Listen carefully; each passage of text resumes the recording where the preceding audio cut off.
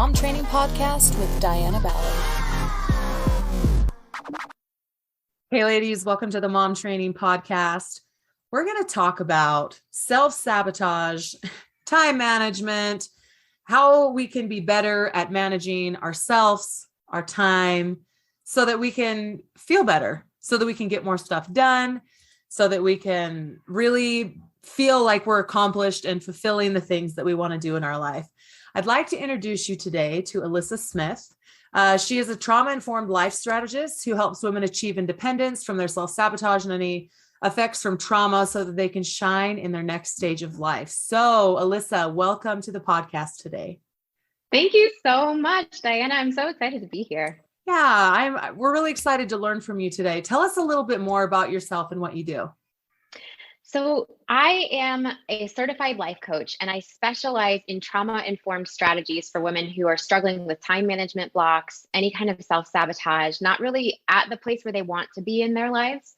And for me, my journey, so I've been coaching for about 8 years. And interestingly enough, around the time that I got certified, I already knew I was heading in the coaching direction. And I have all these other life experiences that have fed into educating me and training me for this position. But at that time in my life, I really hit this wall where everything that I thought that was going to be in place for me in my life really crumbled around me. And I smile when I talk about it now because it's just so interesting to see what that was a setup for. It felt like setbacks. It felt like I'm never getting out of this pit. It felt like darkness. I lost my marriage. I lost my health. I had all of these multiple different types of traumas that happened at the same time. Meanwhile, having my son and birth trauma and, dealing with kind of a colicky baby and all these different things that happened within like a very small period of time, about 18 months. And including not being able to walk because of some medical complications for about a 9-month period. And it really could not get much darker. It's kind of how I felt at that time. Like this, there's literally, I'm typically an optimist, but for the first time in my life, I felt like there might not be a tunnel out of here. I might never be on time. I might never be able to be productive. I might never be able to have dreams, much less try to go get them. And through all of that, when I started working my way out with some support that I went after, with some amazing tools that I learned, I just promised myself 2 things. One, that if I ever made it out of that place, I would get the proper training and credentials and whatever else I needed to do in order to hand those tools to another woman going through something similar. And number 2, I wasn't going to let go of that darkness until I squeezed as many drops of light and learning out of it as possible. So this last 8 years has been this incredible process for me to where I've built this incredible, like joyful lifestyle for me and my son. And I work with women every day now who are getting the aha moments around things that they're able to step out of that have been holding them back. Wow, that's amazing. Yeah, I feel like that's really important for us as women to have support when we've had some type of trauma. And I can imagine that most people in life have had something that happened that has really rocked their boat, or hasn't turned out the way that they wanted it to turn out. Or, we have a vision of one thing and then, it changes over time. So yeah, I feel like that's a very important topic for women to have help with, is working through those struggles. Absolutely. And I mean, we're coming through a pandemic. I mean, this is, the unprecedented times. This has affected every mom more than it's affected a lot of the rest of society. And so even if we just, I'm putting air quotes, just have dealt with the pandemic, we have plenty of what in the field of trauma work we would call like a small t trauma. So there are small t traumas and big T traumas. Small t traumas are things that are repeated needs going unmet, but like not a major loss. Big T traumas are things like big bad things that should never happen to anyone. And so, if you had a major loss, or if you had medical trauma, if you God forbid, have been attacked before. Those kinds of things are big T traumas, but every single person who's survived the pandemic has been through little T traumas because of all the ways it's shaped our reality. Yeah, no. And I feel like we're still kind of, even after years after, there are things that are still happening, like people that have changed or people that have been stressed out or divorces or, businesses that went under or still struggling. I know my parents' business right now is still really struggling. They're struggling to find people to work for them. Like just things that have played over from that time that, it might be helpful if we had someone to talk to. So I would love to ask you, what are the most common types of our time management sabotage? Because that usually as moms, like we have to have some type of schedule to be able to get everything done, or take care of ourselves or things like that. So what are the most common types of time management sabotage?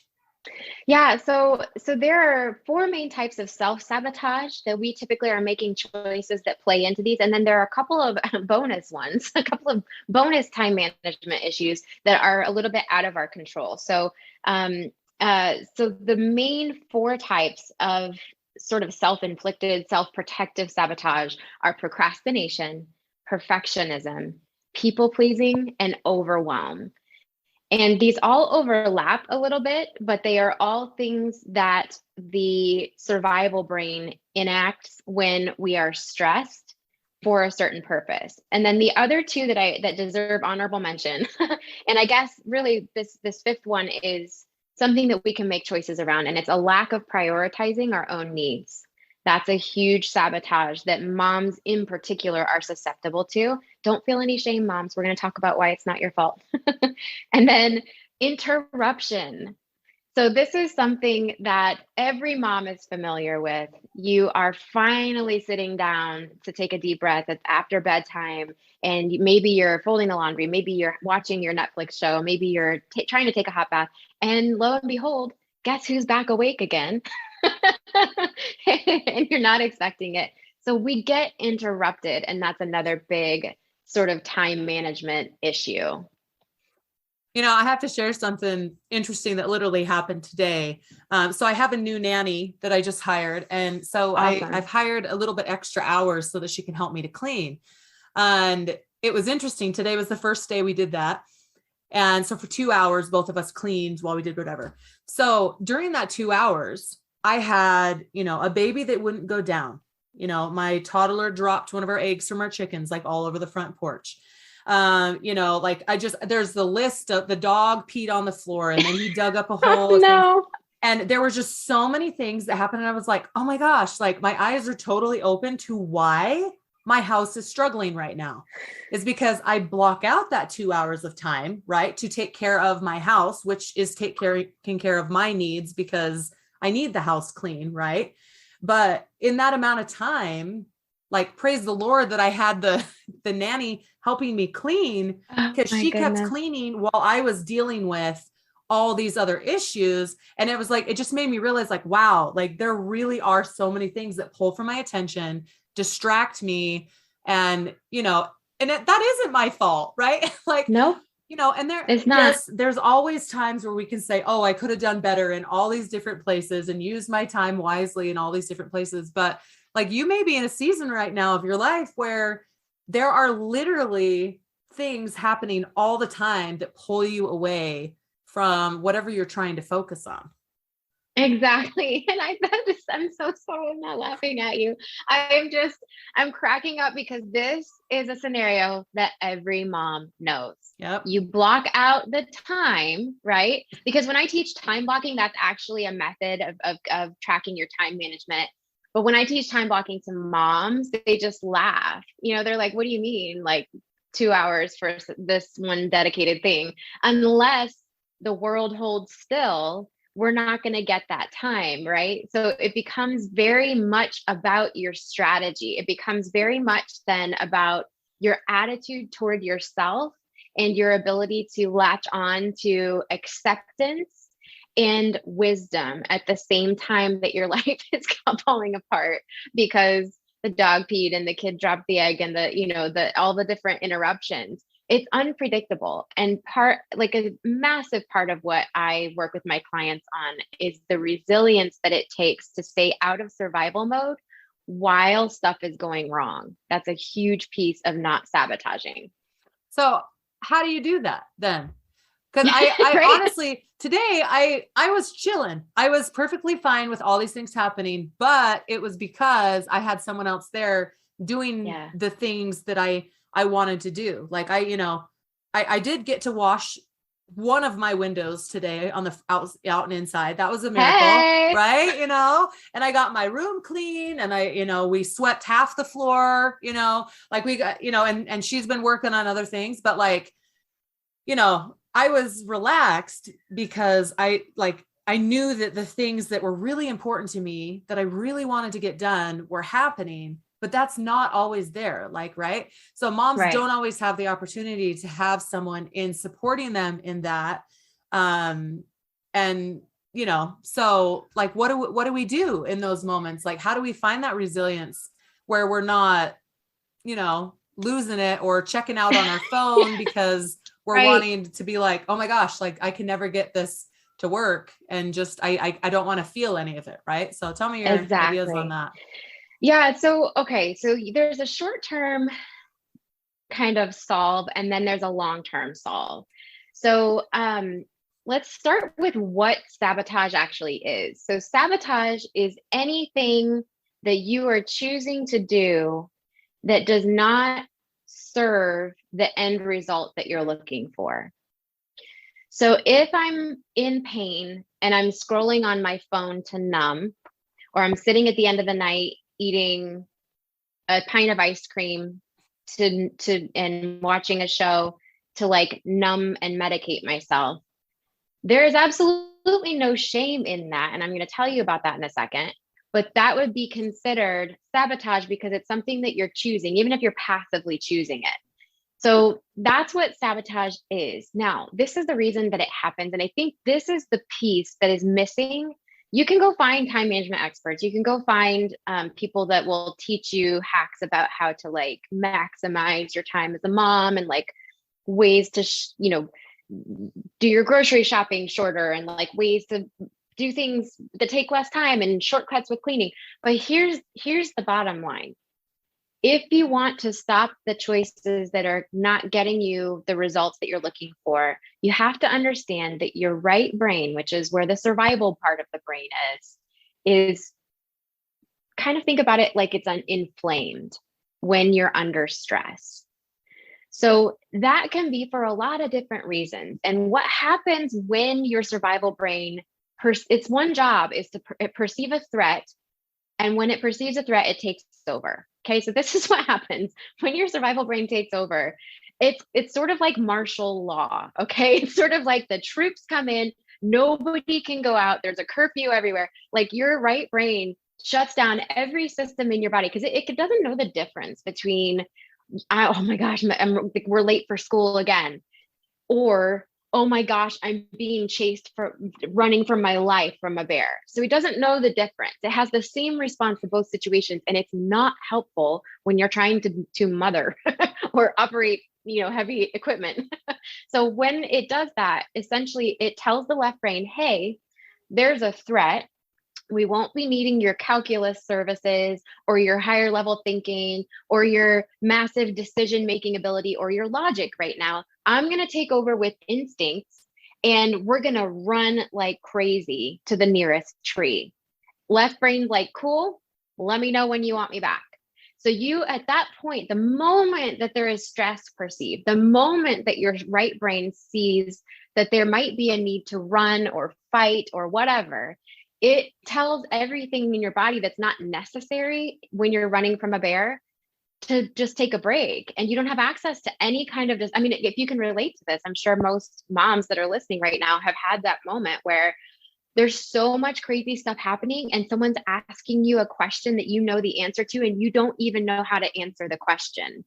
Right? So that's the moment of overwhelm. That's the moment where your right brain is like, we don't need to do higher level thinking. We're on the run. The other systems that are affected is it kind of shuts down your digestive system. So you might experience cramping in your intestines. You might experience nausea, lose your appetite.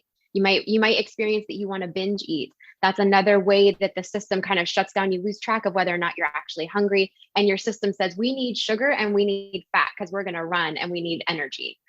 So there are so many reasons why this happens, and it speeds up your heart rate. It speeds up your respiratory system. You might find that you're holding your breath, or your heart might be skipping a beat. All of these things are just your brain thinking that you're running from an animal.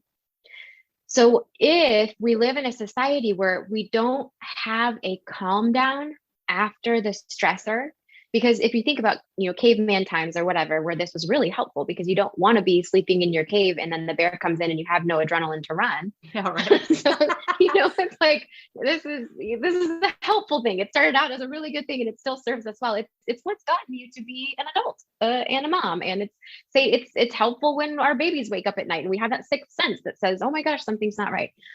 But in those days when it was originally designed, our survival brain could then perceive that the bear had gone away and would reset. We would regulate.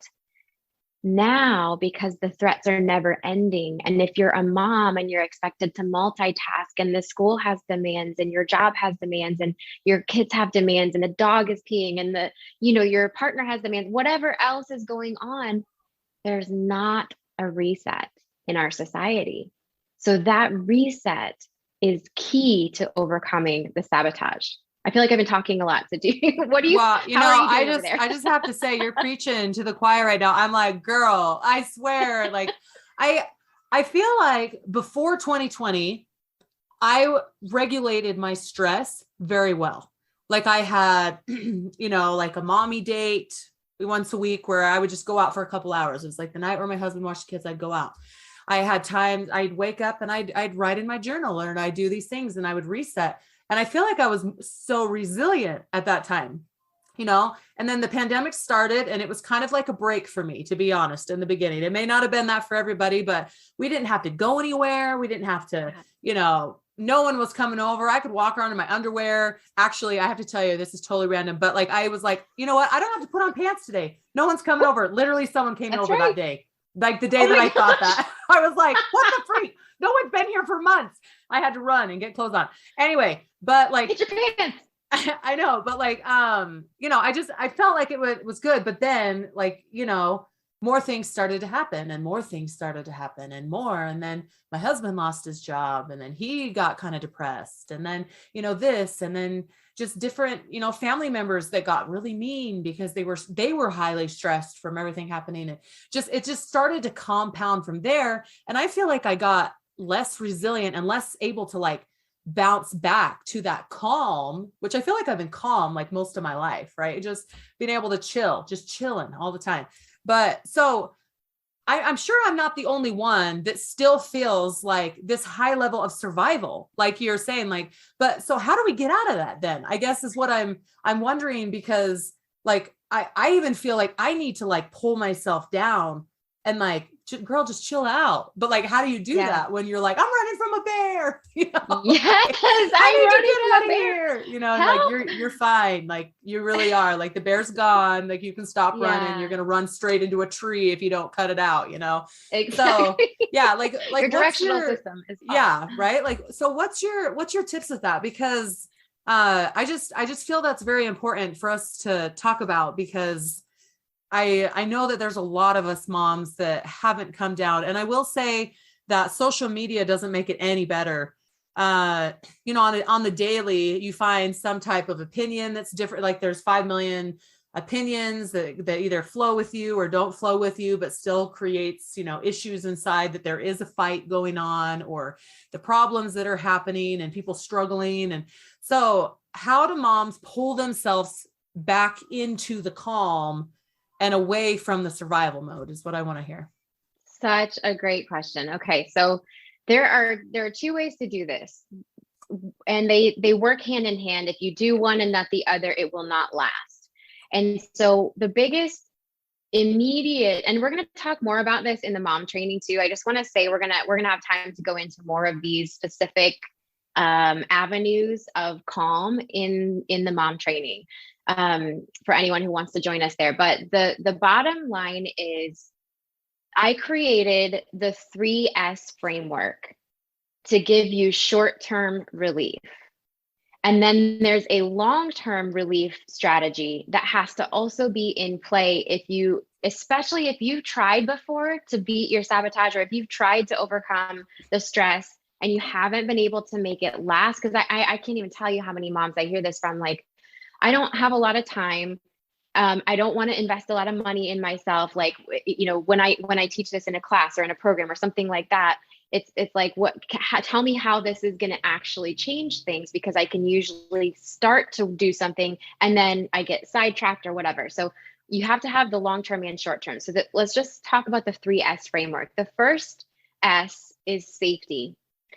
Your brain needs to understand from your body cues and from the fact that you recognize when you're stressed and you take a break when you're stressed, so that it can understand that you're no longer running. So there are all kinds of ways that we can do that. But essentially, if you can start with 3 deep breaths, that is enough slow breathing that it gets the right brain's attention that says, if we were actually running, we couldn't be doing this. We couldn't be taking the slow breaths in through the nose, out through the mouth. We wouldn't be doing that if we were on the run. So the brain's like, okay, do we need some more systems to come back online? And it's like, yes, let's regulate the respiratory. Let's regulate the circulatory. Let's bring the digestive system back online. So that's the safety bit. Then the second S is self-care. And actually that term during the pandemic got so overused that I am thinking of officially changing it to self-nurturing for this particular purpose. Excuse me.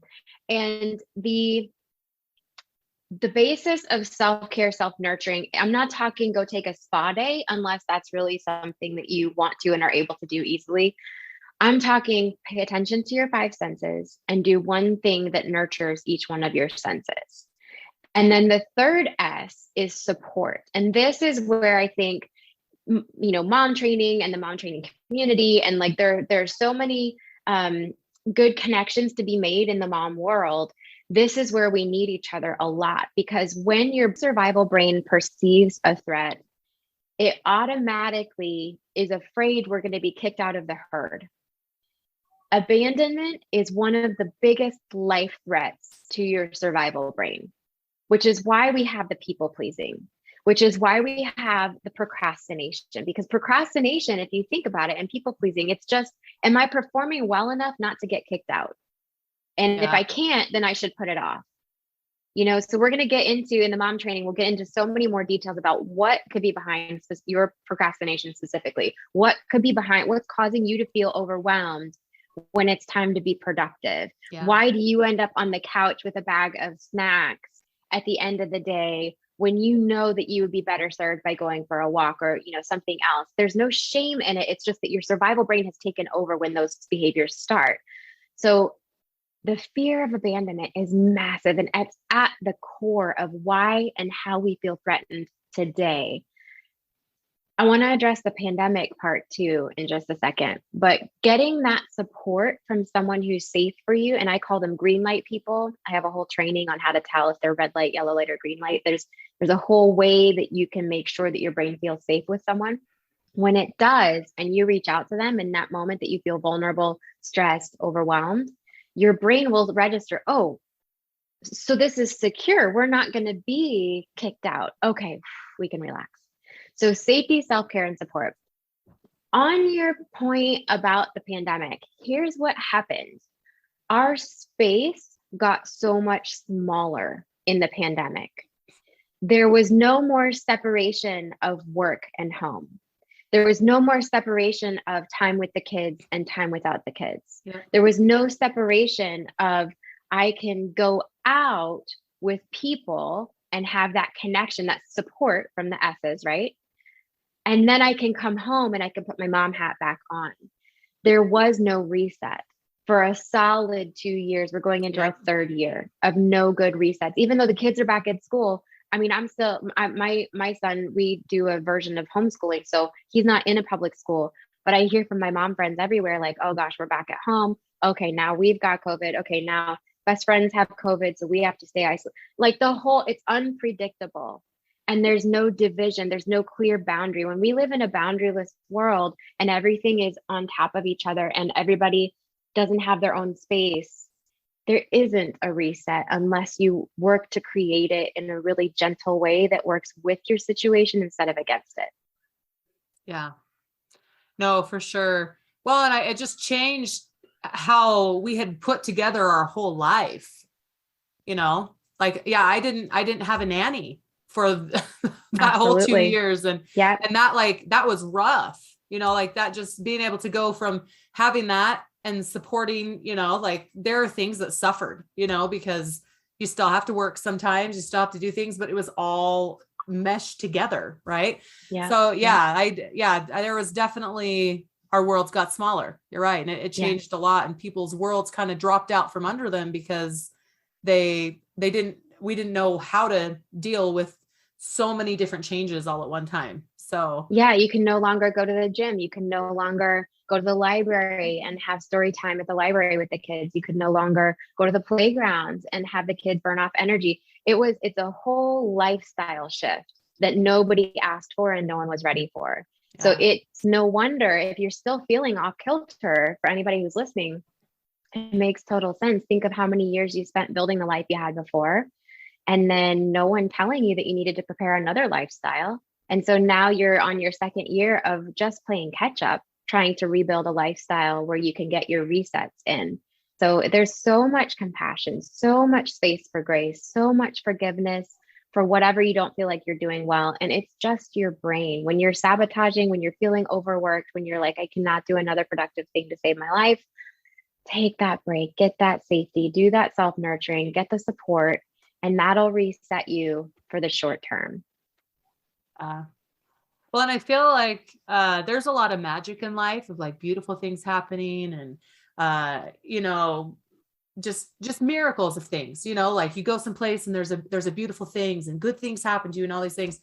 And I believe it's time for us to start to see those good things again, to be able to walk into a situation and be like, wow, like, look at this beautiful opportunity that I have here. Wow, look at these people that I've met. Like, hi, I'm so blessed. Like, what a gift that I have this beautiful family and this home and all these kind of things, right?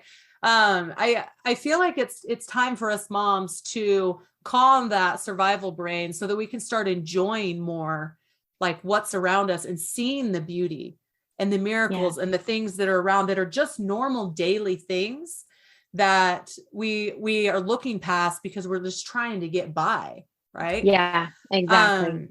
So I guess I would love to hear, like, for a mom that is struggling to get out of that survival brain and wants to be more productive, like, what is the first step and the first thing you would talk to her about right now that could step her on a path towards that calm and to be more productive in the areas that she wants to be? That's such a great question. Thank you so much. So the first thing that I always start with is how much self-prioritization could your brain tolerate? All of us have a window of tolerance for how well we can treat ourselves and what we can and can't invest in ourselves. Wow. And that will be very limited if you've experienced trauma, if you've been through a lot of hardship, if your family of origin wasn't a safe space for you, or if you got really negative messages about yourself during your life. Most of us deal with a really harsh inner critic. It's also a type of sabotage, but it plays into the perfectionism. It plays into the people pleasing.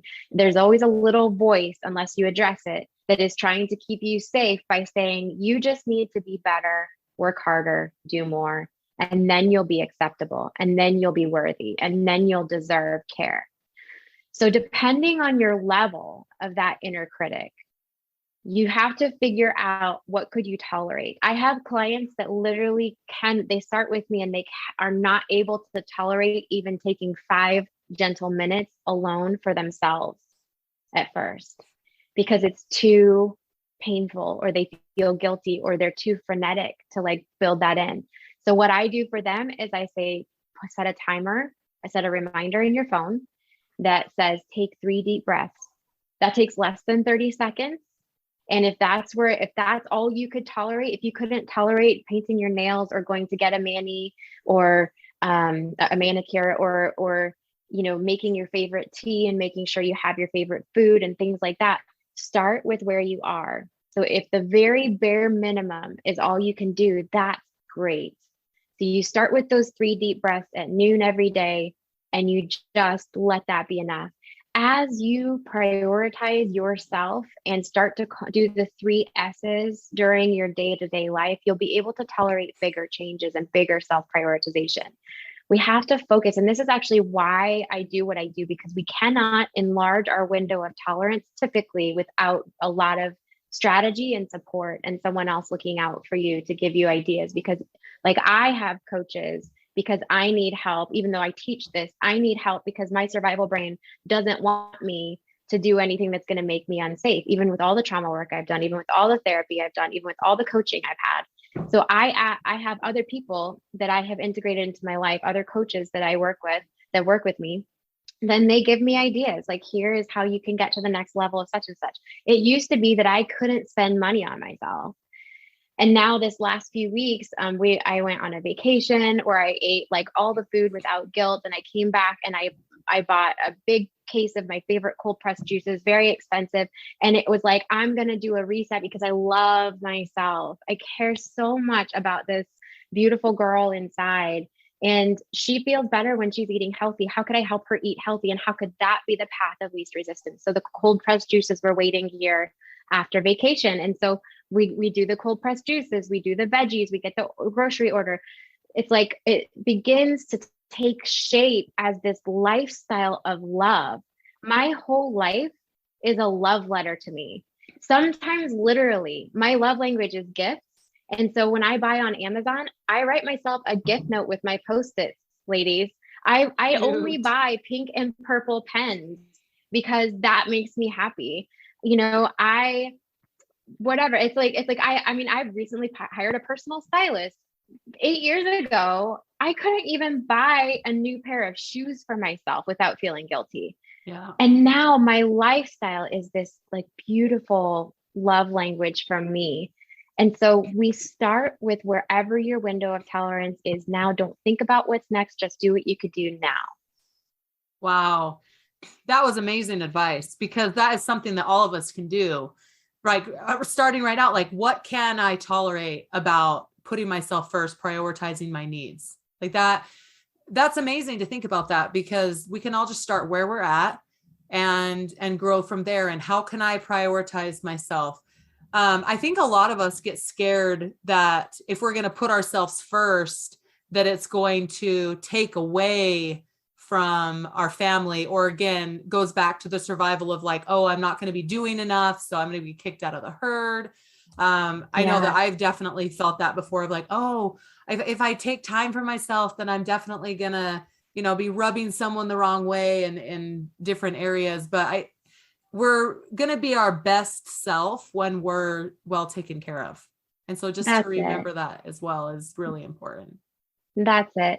And so a couple of analogies come to mind. One is, just the old saying, you can't pour from an empty cup.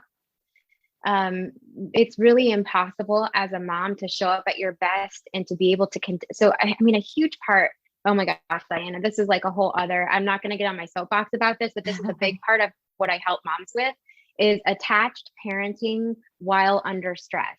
And so when we are under stress, if we do not increase our self-prioritization, if we do not really lean in and ask, what would hit the spot right now for me? Then when those moments come and the child says something that triggers you, or you're running late anyway and somebody forgot their shoe, or whatever it is, or the partner says comments about the dishes not being done first thing when he walks in, instead of saying, hi, how was your day? I bet you're tired. Let me take over. Any one of those things could be the brick that sinks the barge. We have to be able to prioritize ourselves, and it does not have to take time. Like, this is what I specialize in. There are ways that you can integrate so much self-nurturing and support throughout your day and not add a minute to your schedule. And it just has to do with how you look at it. You can do it without adding money to your budget. They're literally, for every reason that women give me that they can't increase their self-nurturing and self-prioritization, I have ways, like there are ways out there that you can do this without adding time, money, or energy into your day. We have to absolutely make it the path of least resistance to prioritize yourself, or it will not happen. So if your barge is being floated, we can't always control the hardship, right? The hardship is heavy, but if your barge is, like a big boat in the river is floating because of all of the self-nurturing and the self-prioritization and the safety and the support that's underneath you, then those bricks are going to be put on and it's not going to sink you. And in fact, you'll probably have somebody hired at that point to like move the bricks off the barge as fast as they're coming in, right? So it really has to do with, are you ready to take steps that are within your window of tolerance to begin to build and increase it? Or are you okay staying where you are? And there's no shame either way. So if you're not okay staying where you are, then the only thing to do is to look for how you could create the path of least resistance toward that self-priority.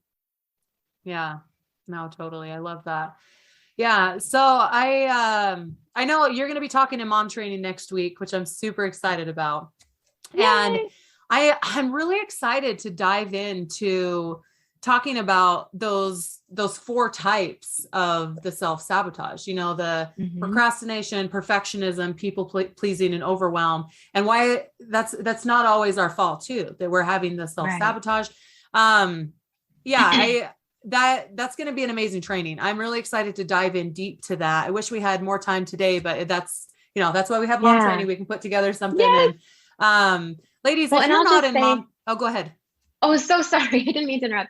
I'll just say too, that today we talked about the short term, but if you don't go into the roots of what your specific procrastination and overwhelm is rooted in, and your people pleasing and that perfectionism, if we don't look at the deeper roots, you're just gonna be treading water. You'll never actually get to a place of real change. And so that's what we'll be focusing on in the mom training is, how do you get to the roots? What's your long-term strategy look like? So I hope everyone can come and join us there.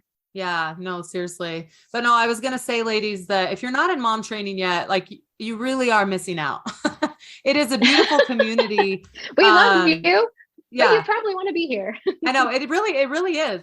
It's such a great place to gain support and to learn things, be able to ask questions, be involved. And it's just an amazing place for us moms to be. And so if you're not in mom training, I invite you to come and join us for this session next week. You can go to dianaballard.com and sign up there. And so we would love to have you. But Elyssa, I am really excited for you to teach us more about diving in and getting the root, because that really is where we need to head, is why is all this happening? What's the motivation behind these struggles that I'm having with self-sabotage? And, it's possible for us to get out of it, right? It's possible for us to let it go. That long-term strategy is so important, because would you rather just keep dealing with it as it happens and having to calm and having to calm and having to calm? Or would you rather build a lifestyle of calm that gets increasingly calmer as you calm it every day? So it's about not having the procrastination happen in the first place. It's about not being tempted to people please in the first place. So those 2 components will make an unstoppable combination for you to build this amazing, thriving lifestyle. That's awesome. Okay, why don't you tell everybody where they can find you, your website, and also on social media? Yeah, absolutely. So my website is yourbestmoment.com. And I would love to have anyone who wants to come join me in my free Stress Less Lounge group on Facebook. Just search the Stress Less Lounge and you'll see it come up with me. And I'm at Your Best Moment Is Now on Instagram. Awesome. Thank you so much. Well, thank you for sharing your wisdom with us, and definitely has sparked my interest to learn more about how to get to that root, because I don't want to self-sabotage myself anymore, Exactly. And I definitely want to go deeper and figure out what the heck's going on and how to get that out of here. So thank you so much for sharing your thoughts with us today. My pleasure. Thank you so much for having me, Diana. I can't wait for next week. I know, me too. All right, ladies, Come join us in mom training next week, and we'll see you next Tuesday on the Mom Training Podcast.